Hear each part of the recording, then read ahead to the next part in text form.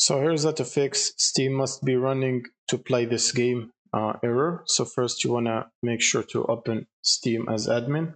So first you gotta make sure Steam is not opening or running already. If it is, you want to end task for Steam. You can also, from the quick bar, you want to expand the quick bar and right click on the Steam icon and quit it from there. Now you want to search for Steam in the start menu and run it as administrator and wait for it to load up. Now once Steam loads, you want to click on the game that is causing that error, and then you want to right click on it and then go to properties, installed files, and then you want to click on verify integrity of game files and wait for it to verify the game files and repair them.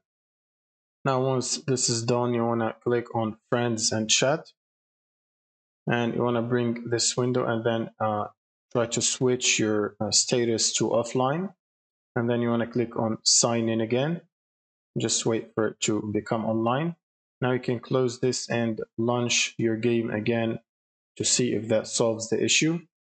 Now if the issue still persists, what you can do is go to the firewall settings, click on start button and then search for firewall, then click on the first option.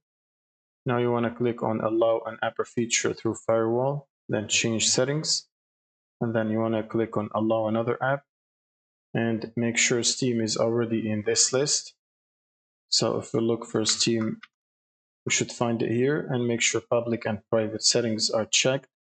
Now to add our specific game, we want to click on browse and then navigate to Steam installation folder, which is usually in C drive, program files 86, Steam, and then Steam apps common and the game folder, and then the game executable. Now you want to click on add, and if the game is already here, make sure public and private settings are checked. Now you want to click on OK and close out of this. And one last thing to do is go to Steam and then settings, and from here you want to click on downloads and scroll down and clear the download cache. So click on it and click on confirm, and it should sign you out of Steam and then ask you to sign in again.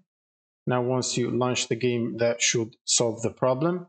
Thank you guys for watching and subscribe.